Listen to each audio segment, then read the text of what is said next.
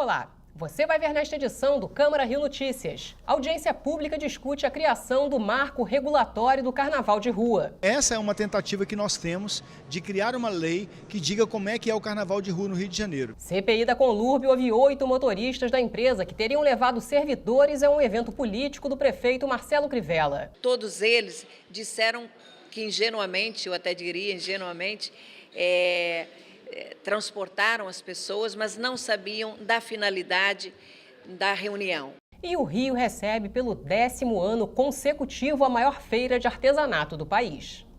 Não saia daí, a gente volta já. Uma leitura política da história do Rio no contexto local e no nacional. A República surge com uma ideia de tornar o país mais livre. Revisite momentos marcantes da política brasileira com análise de especialistas. 15 de novembro de 1889, o Brasil não dormiu império e acordou república. Nós tivemos 4 meses de estado de sítio por conta da revolta da vacina. Resgate a memória de locais importantes da cidade. O Rio de Janeiro, como capital da República, ele tem prédios públicos que são marcados. Não perca Fatos Políticos, na Rio TV Câmara. A gente começa esta edição falando sobre a audiência na Câmara do Rio, que reuniu representantes de órgãos públicos e vários segmentos da sociedade. Em discussão, a criação do Marco Regulatório do Carnaval de Rua, um documento para organizar de forma definitiva a maior festa popular da cidade. O vereador Raymond, que presidiu a audiência pública, é autor de um projeto de lei já aprovado em primeira discussão, que prevê o Marco Civil. A infraestrutura oferecida pelos órgãos públicos, regras e normas pré-estabelecidas para ordenar a cidade para receber a maior manifestação cultural popular que acontece na cidade, o Carnaval de Rua, foi debatido durante a audiência pública. O número de blocos, a desburocratização por parte dos órgãos públicos receberam críticas de representantes de vários segmentos da sociedade. Precisamos parar e fazer um freio de arrumação.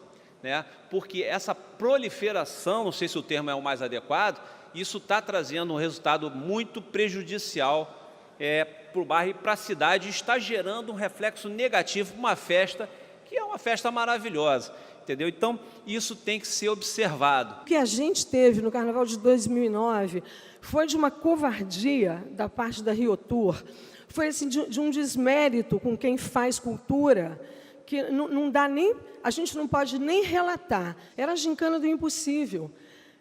Você colocar num decreto uma norma que teria que ter, no mínimo, 40 dias anteriores para ser executados, é uma norma que você sabe que você não vai cumprir nunca, mesmo que você queira.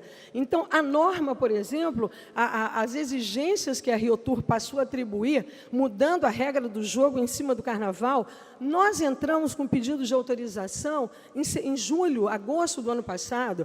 De agosto até janeiro desse ano, quando a gente já tinha as autorizações preliminares, mudar a regra do jogo em favor de quem? É contra todos. Então, o que a gente viveu, eu espero que a gente não viva nunca mais. O vereador Tarcísio Mota lamentou a ausência do representante da Rio Tour. A gente, na Comissão Especial de Carnaval e na Comissão de Cultura, que já discutimos Carnaval por mais de umas vezes, o presidente da Rio Tour nunca se dignou a vir aqui discutir Carnaval com a gente. Manda representante. Dessa vez, nem representante veio. Eu quero deixar de público aqui, que acho um desrespeito com todos nós que estamos aqui, que o órgão, afinal de contas, indicado pela Prefeitura para cuidar do Carnaval, não está. O Carnaval de Rua teve uma diminuição no número de blocos que desfilaram nas ruas em 2019. Foram 87 desfiles a menos em relação aos 596 do Carnaval anterior. Já os megablocos vêm ganhando força e arrastando verdadeiras multidões, impactando no ordenamento da cidade durante o período da festa. A promotora do Ministério Público disse que abriu um canal de escuta para ouvir todos os envolvidos no Carnaval e que um relatório será entregue aos órgãos públicos. O Ministério Público, junto com os órgãos, firmou um protocolo de intenções com o objetivo de especificar quais seriam as competências e atribuições de cada um desses órgãos nesse processo de organização do Carnaval e de dar início a uma metodologia de organização que trouxesse, numa primeira etapa da organização da Rio Tour, uma avaliação de uma comissão de segurança, para que ela pudesse ter uma visão macro do que acontece na cidade do Rio de Janeiro nesse período, e ao longo do processo como um todo, uma comissão permanente de carnaval que tivesse a participação da sociedade civil e também dos órgãos envolvidos. A gente quer que a festa aconteça de acordo com as regras e regras que sejam razoáveis e que atendam aos interesses de todos, inclusive, principalmente da cidade do Rio de Janeiro, dos foliões e da sociedade civil. O deputado estadual Eliomar Coelho defendeu que o Carnaval de Rua é uma festa cultural pacífica que depende apenas da alegria do folião. Vereadores defenderam a manifestação cultural e ressaltaram a importância do papel do poder público na organização do evento. Já o parlamentar Leandro Lira disse que a população não pode perder seu direito de ir e vir no período do Carnaval. É que todos têm a ganhar com o devido planejamento. Por exemplo, quando a representante dos blocos, me faltou o seu nome, sobe aqui nessa tribuna e fala do absurdo que é, faltando um dia, você mudar totalmente as exigências para os blocos que já vinham se planejando há meses, é nessas horas que a gente vê o desrespeito que é, de fato, a Rio Tour não está aqui presente nessa audiência pública. Porque eles que deveriam estar aqui explicando por que não foi dada a devida diligência, o devido planejamento, para que os blocos pudessem sair da forma adequada. E sair da forma adequada levando em consideração o interesse dos blocos, o interesse dos foliões e o interesse dos moradores. Durante a audiência pública, o vereador Raimon propôs a criação de um grupo de trabalho com representantes dos blocos de rua, das associações de moradores e dos órgãos públicos para analisar o projeto de lei que cria normas para o Carnaval de Rua na cidade do Rio de Janeiro. Essa é uma tentativa que nós temos de criar uma lei que diga como é que é o Carnaval de Rua no Rio de Janeiro. Ao cumprir essa etapa, ao construir essa lei, não significa que está tudo conquistado, que está tudo garantido. A partir da aprovação dessa lei, nós criamos dentro dela umas comissões que vão permanentemente pensar, avaliar, executar, tornar a avaliar, tornar a pensar. Quer dizer, é um processo contínuo. É como na história, não há nada definitivo, as coisas podem mudar. Então essa lei é para que as mudanças que aconteçam não por conta de o gestor ou o prefeito estar de bem ou não com o carnaval. O gestor gosta do carnaval, o carnaval é bacana. O gestor não gosta do carnaval, o carnaval não acontece. Então esse marco legal é para isso. Lei aprovada na Câmara do Rio obriga hospitais a comunicar o nascimento de crianças com síndrome de Down. Indicação legislativa leva para o bairro de Anchieta a primeira base estendida da ronda escolar da Guarda Municipal na Zona Norte. E debate público da Frente Parlamentar em Defesa da Previdência Nacional reúne especialistas para discutir os impactos da reforma proposta pelo governo federal. E a CPI da Conlurb ouviu nesta quinta-feira 8 motoristas da empresa que teriam levado funcionários da Conlurb para a quadra da Escola de Samba Estácio de Sá. Todos afirmaram que desconheciam a realização de um evento político no local. Na próxima semana, vão ser ouvidos os gerentes dos motoristas da Conlurb. Durante aproximadamente 2 horas, os parlamentares realizaram mais uma reunião da CPI da Conlurb. Os vereadores interrogaram motoristas da empresa a fim de apurar se o encontro político aconteceu fora do horário de trabalho dos funcionários. No último encontro, a vereadora Tereza Berger, presidente da comissão, ficou surpresa que a companhia não reconheceu o erro ao usar veículos próprios em um evento eleitoral. Nessa primeira fase das oitivas, 8 motoristas foram ouvidos. Desses, apenas 2 afirmaram que deixaram os passageiros na quadra da Escola de Samba Estácio de Sá. Mas durante o depoimento, uma coisa ficou clara: nenhum desses motoristas sabiam que se tratava de um evento político. São depoentes das regências do Meier, Ilha do Governador, Piedade, Campo Grande, Bangu, Del Castilho, Penha e Marechal Hermes. Todos prestaram esclarecimentos sobre o número de passageiros nos veículos, quanto tempo trabalham na empresa, de quem veio a ordem de transportar as pessoas para o local e também sobre o boletim diário de operações. A vereadora Rosa Fernandes não integra essa comissão, mas participou da reunião. O seu micro-ônibus parou em frente à quadra, na rua em frente à quadra, só o que o senhor disse no início? Só quando foi resgatado. A vereadora Tereza Berger, presidente da CPI, avaliou como positiva a reunião. A sessão de hoje ela foi extremamente proveitosa, eu acho que nós avançamos muito, apenas nós tivemos a confirmação daquilo que nós já sabíamos, que foi uma reunião política na Escola de Samba Estácio de Sá, foram convocados é o termo, os funcionários da Conlurb, gerentes, demais funcionários, e boa parte deles em horário de expediente, ou seja, no turno da noite. Isso ficou muito claro, foi confirmado aqui pelos motoristas. É verdade que todos eles disseram que ingenuamente, eu até diria ingenuamente, transportaram as pessoas, mas não sabiam da finalidade da reunião. O próximo encontro da CPI está marcado para o dia 26 desse mês. Os parlamentares vão ouvir 8 gerentes das regências que depuseram nesse encontro. Na próxima terça-feira iremos ouvir os gerentes das gerências que esses motoristas de hoje aqui vieram, foram diversas, Piedade, Meia, Ilha do Governador. Agora vamos passar a ouvir os gerentes, que são as pessoas que determinavam as idas e saídas desses motoristas, e tentar chegar em uma conclusão um pouco mais profunda e transparente do que realmente aconteceu. E nessa quinta-feira aconteceu também a primeira reunião da CPI das enchentes. O vereador Tarcísio Mota, que propôs a CPI, vai presidir a comissão. As chuvas no Rio de Janeiro acontecem todos os anos, mas é preciso que a Prefeitura se prepare para isso. Nós temos denúncias graves de que o orçamento foi cortado em áreas estratégicas sobre isso. Nós precisamos apurar responsabilidades nisso. Ao mesmo tempo, é preciso intensificar as ações de prevenção e de preparação da cidade para que o fato de que essas chuvas virão cada vez mais intensas por causa das mudanças climáticas que o planeta tem sofrido. Já na próxima semana, também haverá a visita aqui da professora Ana Luísa, da UFRJ, que vai apresentar para nós um panorama geral da questão das enchentes no Rio de Janeiro.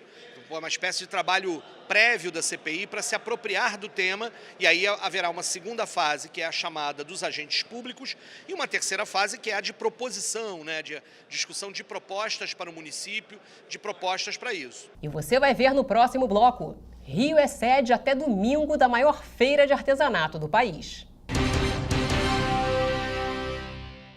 Em 2018, a Rio TV Câmara trouxe grandes novidades para tornar a sua experiência ainda mais dinâmica. Agora você tem mais 2 canais de comunicação com a gente. Além do Facebook e YouTube, também estamos no Instagram e no Twitter. Bastidores das matérias, programas, conteúdos exclusivos e muito mais. No estúdio ou nas ruas. Saiba em primeira mão o que acontece na Casa do Cidadão Carioca e em todo o município. Desde o cotidiano da cidade em um jornal diário. Passando pelo plenário da Câmara Municipal. Além de programas sobre o Legislativo e a cidade. E debates com vereadores e especialistas sobre os temas mais relevantes para os cariocas. Uma linguagem dinâmica e informativa. Que colocamos no ar todos os dias. Participe, mande críticas, sugestões e nos ajude a fazer uma programação cada vez melhor. Você também faz parte dessa história. Siga a Rio TV Câmara nas redes sociais. Uma lei de autoria do vereador Rafael Aloysio Freitas traz mudanças para a instalação de bares no Rio de Janeiro. Hoje nós vamos falar com o vereador Rafael Aloysio Freitas, que é autor do projeto de lei, que agora é lei, que acaba com a exigência da distância mínima para a instalação dos bares aqui na cidade do Rio de Janeiro. Vereador, a importância dessa lei aqui para o município? Eu acho que essa lei ela ajuda muito o empreendedor, porque desde 1987, portanto há mais de 30 anos, essa exigência foi colocada na legislação, que para você abrir um bar ou uma cervejaria, você tem que respeitar uma distância mínima de 150 metros para quartéis, para cemitérios, escolas e uma série de requisitos que, na nossa visão, hoje não cabem mais, porque quantas igrejas não subiram, Então você tem hoje uma série de estabelecimentos já colocados que não possuem alvará por conta dessa exigência, e você acaba atrapalhando a vinda de novos empreendedores que queiram abrir o seu bar, a sua cervejaria. Então a gente simplesmente tirou, fez um projeto para acabar com essa exigência, a gente conseguiu aprovar, foi promulgado como lei e agora está valendo. Vários bares e cervejarias hoje vão poder ter o seu alvará definitivo, e para que novos empreendedores venham a investir aqui na cidade, você tem essa abertura. Com certeza de grande importância para os empreendedores, como o senhor falou, E muita gente agora pode vir a empreender aqui no município. Acho que sim, a gente facilita, flexibiliza, já que, como eu falei, o setor de bar e restaurante ainda é um setor que mais emprega jovens hoje, então acho que quanto mais tiver, melhor. e a gente pretende também trazer mais cervejarias para cá, para a cidade. Hoje você tem uma restrição muito grande. Então, já com esse projeto em tramitação e com esse que agora a gente aprovou desses 150 metros, acho que a gente vai conseguir fazer com que ao longo desse ano a cidade possa receber mais empreendedores para investir. Vereador, muito obrigada pela sua entrevista e nós voltamos ao estúdio. O vereador Felipe Michel, presidente da Comissão Permanente de Esportes, defendeu no plenário da Câmara a retomada do Complexo do Maracanã pelo governo do estado. Acompanhe agora os destaques da sessão legislativa dessa quinta-feira. Na sessão plenária desta quinta-feira, os parlamentares votaram vários projetos de lei. Entre os projetos aprovados em segunda discussão está o projeto de lei do vereador Raimon, que determina a publicação eletrônica da lista de espera para vagas nas creches e escolas da educação infantil. Os pais querem saber qual a colocação na fila de espera de seus filhos. Porque se ele está na primeira CRE, ou na segunda, ou na terceira, ou na 11ª CRE, não importa, ele tem que saber que lá na CRE onde ele está, ele tem a inscrição do filho dele garantida e o filho dele é o 10º da fila, ou o 20º, ou o 100º, não importa. Mas ele sabe e ele vai acompanhando mês a mês para saber se essa aproximação está chegando, se o dia de seu filho ser matriculado está chegando. Outro projeto também aprovado em segunda discussão foi o projeto de lei da vereadora Tereza Berger, que torna obrigatória a compra de medicamentos e materiais hospitalares da rede municipal através de licitação. Nosso projeto ele propõe exatamente que seja feito em toda aquisição de medicamentos, de equipamentos hospitalares, que seja feito o registro de preços. Através do pregão haverá licitação e tudo terá que ser rigorosamente licitado. Também foi aprovado em segunda discussão o projeto de lei do vereador Hinaldo Silva, que cria o cadastro para bloqueio de recebimento de ligações de telemarketing. Começa assim, pelo Rio, quem sabe não vai estar no Brasil todo, para que as empresas possam agora saber que ela não deve mais incomodar a privacidade de ninguém. Então, cada pessoa ela vai ter direito a cadastrar 3 números seu no PROCON. Vai ter aquele processo de educação, essas coisas todas, e eu tenho certeza que a cidade do Rio de Janeiro vai lembrar da gente agora para sempre.